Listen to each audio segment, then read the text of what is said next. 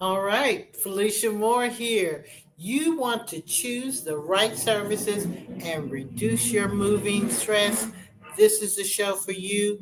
We're making moving easy with the 10 essential tips for a smooth transition after selling your home.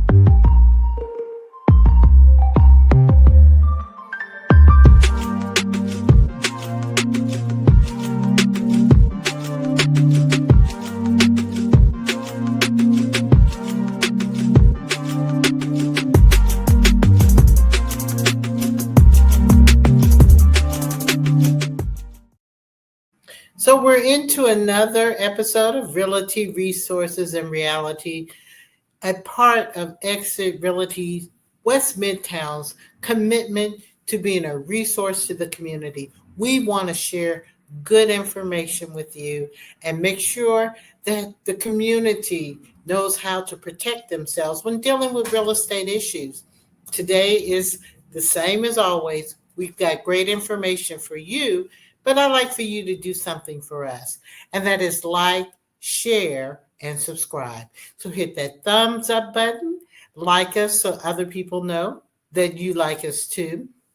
Share this information with someone you may know who can use it, or you may tell them this is a great show. Please subscribe. When you hit that subscribe, hit all notification buttons so you won't miss an episode.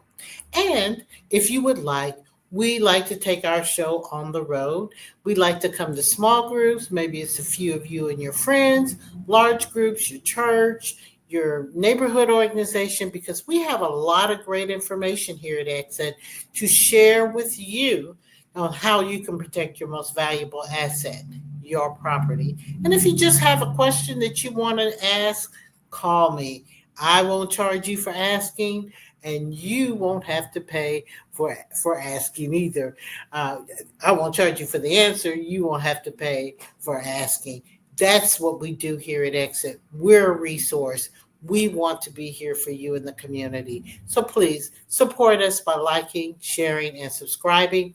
Reach out to me at Ask Felicia at exitwestmidtown.com, or you can text me at Ask Felicia to 85377. At the end of the show, we will show you every avenue that you can to reach us. Please reach out. We're here for you, and we are here to serve you. So let's get into the topic that we have at hand, and that is choosing the right services and reducing moving stress. This is part 2 of our series on moving made easy. So please catch up on part 1 as well.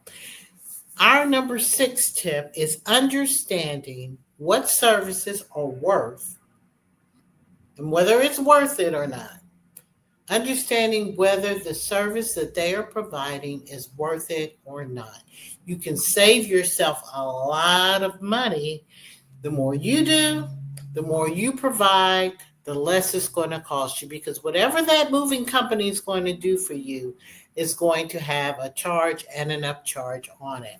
So let's talk about it. The first and foremost is packing services. You, if you can afford it, if you think you have the budget for it, then have them just come in, pack up everything, and you can sit back and twiddle your thumbs. However, if you choose to pack yourself, you can buy your own packing materials.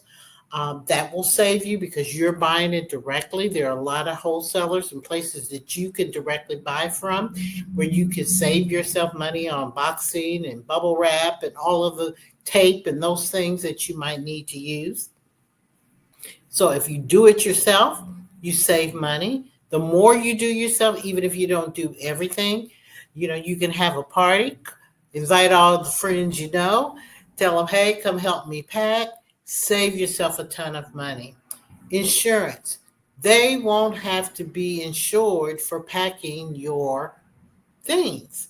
So they might charge you a little bit more if you put them in charge of packing, because what if somebody drops that vase that was in your mama's family for 100 years? They're going to be on the hook for it. Their insurance is going to be on the hook for it. But if you drop it, you're just going to be crying. So think about those things. Packing is one of those services that you might want to look at. Storage can be helpful. Sometimes it may be helpful for you to have storage. You might want to look at storing things on your own, whether it's a pod, whether it's a storage facility or something.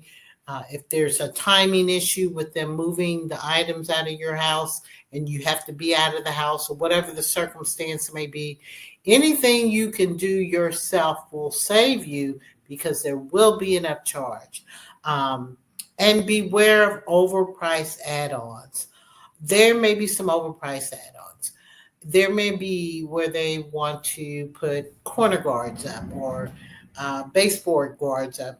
So if they're coming in and out of a doorway with a couch or whatever, they don't want to nick it or knack it or that kind of thing. Those things can be very expensive. You just need to make sure that you're paying for what you think you really need, and not just things because they sound good or they make them sound good for you. It may just be get a little speck of paint and clear that up, versus having to go through all of that. And that, of course, also depends on what you have to move, how precious those items are, or how much they can possibly damage the property as you're moving out. Number 7, review the moving contract carefully. That means read it. Don't let someone sit there, and I tell people this for real estate contract. Don't let someone sit there and tell you, oh, this is standard. We do this, we do that. They give you the highlights. But the devil, as they say, he relies and lives in the details. And the details are not what they're going to get. That this is how it is, but if something else happens, you're not going to get all that. So you're going to need to take time to read that contract, even if you have to ask them, tell me the contract that you're going to want me to sign so that I can read it in advance before we get together and we finalize this contract. Ensure that all the services, the fees, and timelines are clearly outlined before signing. Don't sign. I had somebody call me and say, hey, I'm moving. Felicia, they put the wrong address in the contract, and they telling me when I get there, they'll fix it. I said, do not sign it. Because when you sign that contract with the wrong address, even though they say you can initial and do that first before you sign it, because you are signing for them to move to that address. So make sure the contract is clear, concise, detailed, and that everything that you talk about is written. That's what matters. Pack an essentials box.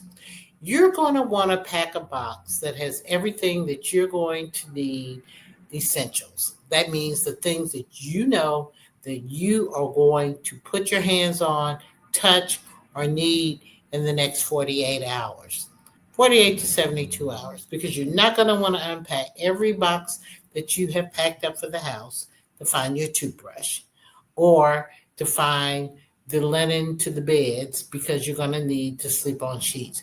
You have to think in advance and pack in advance. And I had a show about some good tips on how to pack, because you don't want to do it by room so that you know where you can get to those items. We're going to come back with more about number 8, and we're going to get to number 9 and number 10. Those are the tips, essential tips for a smooth transition after selling your home. We'll be right back.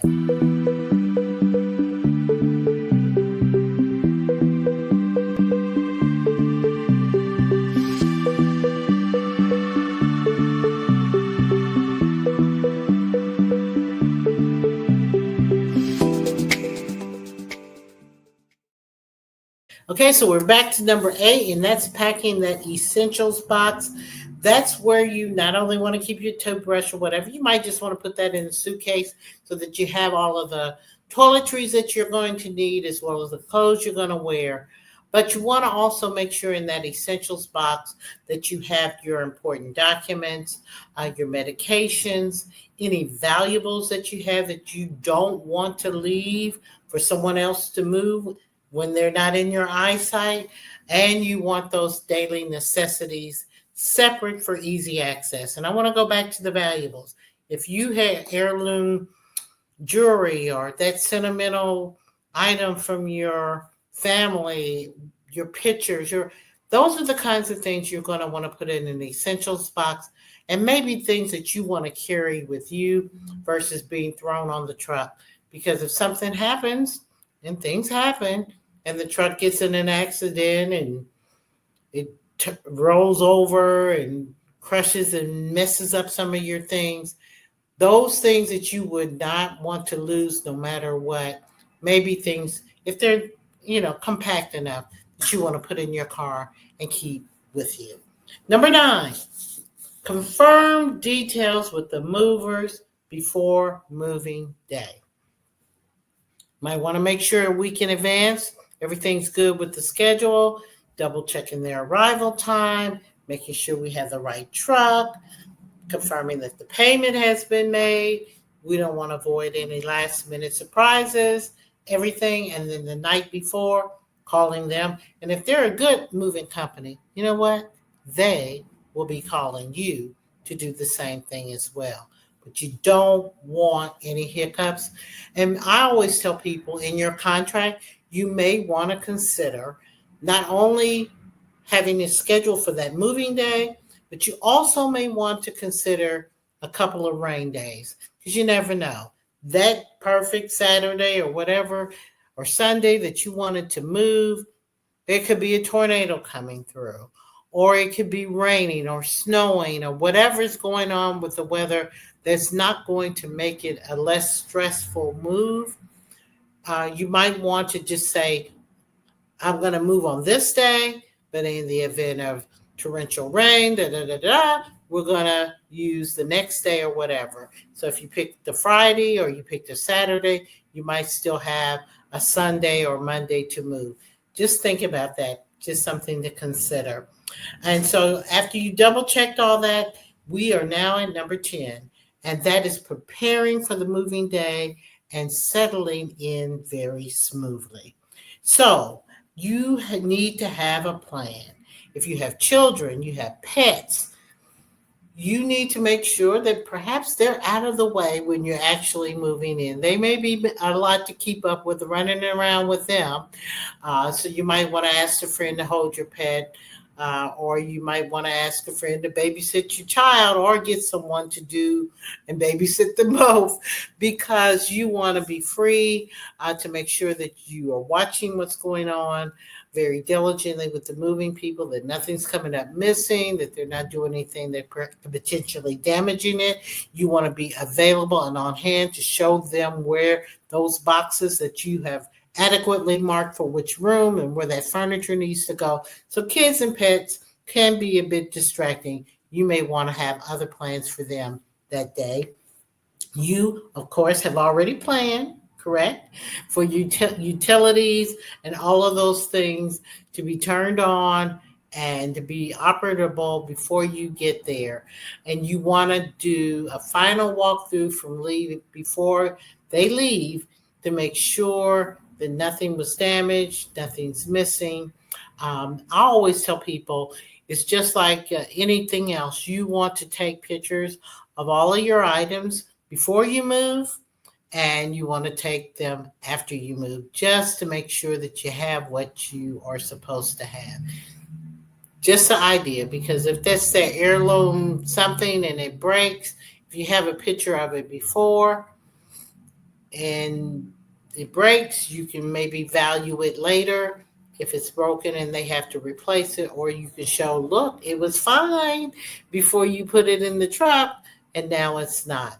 So those are the top 10 things that we do to make moving easy. So I'm going to go through them real quick. Please check up part 1, which dealt with preparing for the move and avoiding scams. That's creating a moving plan and timeline. Number 2, decluttering and downsizing before you pack. Researching and choosing a reputable moving company. Take time to do that. Watching out and avoiding moving scams. Go Google it. There's plenty of scams out there. Know what they are so you can avoid them. And here in this show, part 2, number 6, in the part 2, we're choosing the right services and reducing the moving stress. And we're doing that by number 6, understanding what services are worth it or not. Number 7, reviewing the moving contract with a fine-tooth comb, and that means reading it and understanding it. Number 8, we're packing an essentials box and a valuables box, so we are going to keep those things in our possession. Number 9, we're confirming the details with the movers before the moving day. And I always say it might be good to set a rain day in case something happens on that day you wanted to move. And then number 10, we are preparing for moving day, and we are settling in smoothly. Might want to get those kids and pets somewhere, something else to do while the moving's going on. I hope these tips have helped you. Again, please like, share, and subscribe. Here is our contact information. We will look forward to hearing from you, and we'll see you at the next show.